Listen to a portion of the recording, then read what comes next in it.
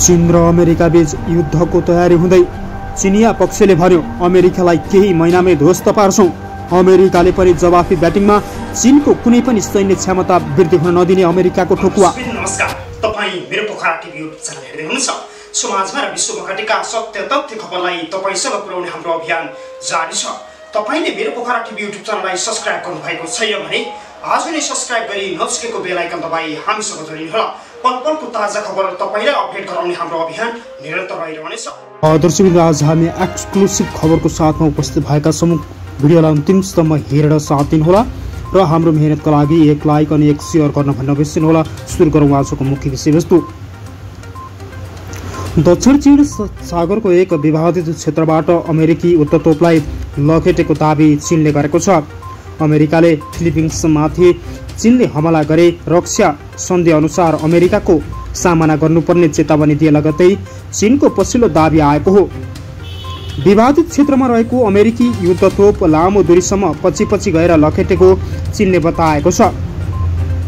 पेरासेल द्वीपको वरपर यो घटना भएको समाचार संस्थाले एपीएले जनाएको छ। चीनले उक्त पक्षलाई आफ्नो दाबी गरेको स्वास्थ्य चौकी भवन समेत बर्खास्त गरिसकेको थियो।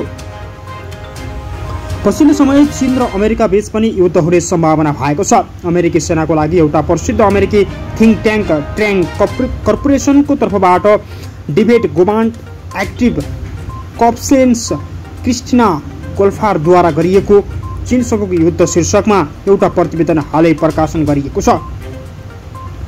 प्रतिवेदन अनुसार चीन र अमेरिका बीच तयारी सहितको युद्धको सम्भावना रहेको छ, तर कुनै असन्न सङ्कटको स्थिति सामना गर्ने क्रममा कुनै गलत निर्णयका लागि दुवै मुलुकबीच युद्धको लागि अघि बढ्न सक्ने सम्मको अमेरिकाले चेतावनी दिएको थियो। चीनको प्रतिवेदन अनुसार अमेरिका बीच सैन्य क्षमताको आधुनिकीकरण हुँदै जाँदा पूर्व एसिया दक्षिण चीन सागरको अमेरिकी सेनालाई चीनले प्रवेश निषेध गरेको थियो। चीनको सुरक्षा व्यवस्थापनलाई छिचोलेर उसमाथि विजय प्राप्त गर्ने क्षमता अमेरिकासँग हुने छैन। प्रतिवेदनले भनेको छ, यस्तो युद्धमा अन्य शक्ति राष्ट्रहरूको संलग्नता रहेन भने आणविक हतियारको प्रयोग हुँदैन भन्ने मान्यता ग्रहण गरिएको छ। उनीहरूले पनि उल्लेख गरेका छन् भने युद्ध आफ्नो विपक्षी अन्तर्गतको अन्ततः क्रूर भएर आयो भने आणविक हतियार प्रयोग गरेपछि मात्रै आफ्नो पक्षमा आउनु निश्चित नभएमा चीन आत्मसमर्पण गर्ने स्थितिमा आउन सक्ने अमेरिकाको भनाइ छ। अध्ययनले 2015 देखि 25 अवधिलाई आधार मानेको छ। उनीहरूका अनुसार युद्धको आजको मिति भएमा अमेरिकालाई जल र नभयुद्धमा प्राप्त हुने सामरिक लाभका कारण अमेरिकाले ठूलो क्षति बेहोर्ने जनाएको छ। तर युद्धमा 2025 मा भयो भने चीनले आफ्नो सैन्य तथा युद्ध क्षमता पर्याप्त सुधार गरेर अमेरिकाको त्यस्तो लाभको स्थिति अन्त्य गरिसकेको हुनेछ। त्यस अवस्थामा उसको क्षति चीनको भन्दा कम हुने बताइएको छ। दुवै मुलुकले आफ्ना सैनिक नेतृत्वलाई कठिन प्रभावको अनुमति दिएका युद्धको अत्यन्त भयावह हुन सक्ने स्थितिमा दुवै पक्षको क्षतिमा अनुगमन गर्न नसकिने भएको छ। आणविक हतियार उपयोग नहुने परम्परागत युद्धमा अमेरिकीको शक्ति चीनको तुलनामा अत्याधिक र निर्णायक रहेको स्थितिमा विजय अमेरिकाको पक्षमा जाने र चीनले आत्मसमर्पण गर्ने अवस्था आउने र्यान्ड विश्लेषकहरूले स्पष्ट पारेका छन्। तर सम्पूर्ण पराजयको स्थितिमा आफूसँग भएका आणविक हतियार प्रयोग नगर्ने सुविधा कुनै देशको शासकहरूलाई कसरी होला, त्यसबारे र्यान्ड विश्लेषकहरूले अर्कै शब्दमा विश्लेषण समेत गरेका छन्। सामान्यतया चीनले अमेरिका बीच युद्धबारे सोचिँदैन, तर पूर्व एसिया तथा दक्षिण चीन सागर लगायतका कतिपय क्षेत्रमा यी दुई मुलुकबीच प्रतिद्वन्द्वको चरित्र हेर्दा यिनीहरूबीच सैनिक मुठभेडको सम्भावना नकार्दै आइरहेको बताइएको छ। र्यान्ड अध्येताहरूले यस्तो युद्ध मूलतः पूर्व एसिया दक्षिण चीन सागर पश्चिम प्रशान्त क्षेत्रमा केन्द्रित हुने परम्परागत हतियारले लडिने अनुमान समेत गरिसकेका छन्।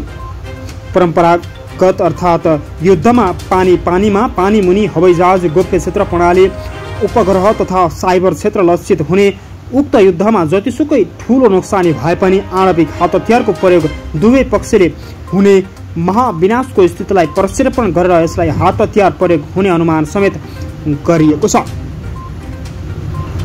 यस्तै चीनको परम्परागत युद्ध क्षमता दृष्टिगत गर्दा साइबर क्षेत्रमा बाहेक अमेरिकाले मूल भूमिमा चीनले आक्रमण नगर्ने तर अमेरिकाले चीनमाथि व्यापक विस्तृत क्षेत्रमाथि आक्रमण गर्न सक्ने अनुमान समेत गराएको छ।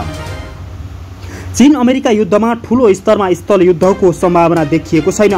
दुवै पक्षले परम्परागत युद्धमा एकअर्कालाई ठूलो क्षति पुर्याउन सक्ने सम्भावना भने कायमै रहेको छ। ठूलो र शक्तिशाली मुलुक बीचको युद्धले केही महिनाभित्रै दुवै मुलुकका सैनिक क्षमतालाई समाप्त पार्ने र उनीहरूले आफ्नो औद्योगिक र प्राविधिक क्षमता र जनशक्ति समेत नयाँ ढङ्गमा परिचालन गर्नुपर्ने भएकाले आर्थिक व्यापार भार थामी नसक्नु हुने र त्यसलाई दुवै मुलुकको मात्र नभएर विश्वभर नै आर्थिक सङ्कटको स्थिति आउन सक्ने विज्ञहरूको भनाइ छ। युद्धमा बहुआयामिक जटिलता दुवै मुलुकले पूर्वी एसियामा निकट दूरीमा विराट स्तरमा आफ्नो सैन्य संरचनाहरू विकास तथा स्थापना गरेका छन्। अनपेक्षित तनाव द्वन्द्व बढ्दै जाँदा शत्रु पक्षलाई आफूमाथि प्रहार गर्न भन्दा नि पहिले उसमाथि प्रहार गरेर आफ्नो पक्षलाई लोभको स्थितिमा स्वाभाविक स्मारक बनाउनु नीति रहने बताउँदै आएका हुन्। यसरी युद्ध छोडियो भने सैन्य संख्या, प्राविधिक क्षमता, औद्योगिक सामर्थ्य र जमिन, जल, आकाश, अन्तरिक्ष तथा साइबर क्षेत्रमा लड्न सक्ने दुवै मुलुकको सैन्य क्षमता हेर्दा युद्धको स्तर र युद्धको व्यय भन्दा अनुमान गर्न सजिलै सकिने बताइरहेका छन्। ह्यान्ड प्रतिनिधिले के स्वीकार गरेका छन् भने चीन र अमेरिका दुवैतिर युद्धको व्यवस्थित अध्ययनको लागि लडिरहेका छन्।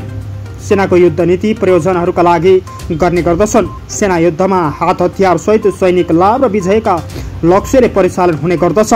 युद्धबाट हुने आर्थिक, सामाजिक र राजनीतिक क्षतिबारे उनीहरूले सोचेका हुँदैनन्, तर युद्धको परिणाम सैनिक सफलता र असफलताको सीमाभन्दा धेरै परसम्म पुगेको अमेरिकी विज्ञहरूले बताउँदै आएका छन्।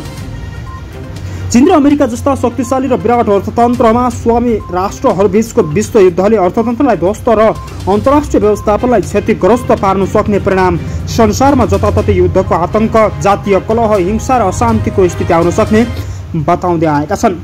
चीनको सैन्य क्षमताको सुधार र आधुनिकीकरण, व्यवस्थापन र स्थितिको सही आकलन अमेरिकी सैन्य सेनाले नै गर्ने भएको छ।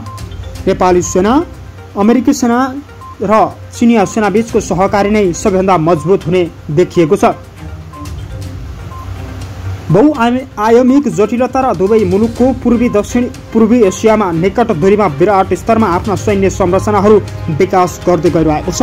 चीनले आणविक हात हतियारसम्मको विकास प्रक्रियालाई अगाडि बढाएपछि अमेरिकाले पनि अत्याधुनिक हात हतियार, तोप, ट्याङ्क र गोला बारुद समेत आफ्नो क्षेत्रमा पारिसकेको छ। अमेरिका र चीनबीच युद्धको स्थिति आए अन्य देशहरूले ठूलो क्षति बेहोर्ने विज्ञहरूको भनाइ छ। दर्शकबिन आजको महत्त्वपूर्ण अनि एक्सक्लुसिभ खबर तपाईँलाई कस्तो लाग्यो? भिडियो अन्तिमसम्म हेरेर सुनेर साथ दिनुभयो त्यसका लागि धन्यवाद। यस्तै नयाँ ताजा अनि सन्देशमूलक भिडियो हेर्नका लागि तपाईँले मेरो पोखरा टिभीलाई आज नै सब्सक्राइब गरी नजिकैको बेल आइकन दबाई हामीसँग जोडिनुहोला। दर्शकबिन तपाईँको बाँकी पल शुभ रहोस्। नमस्कार।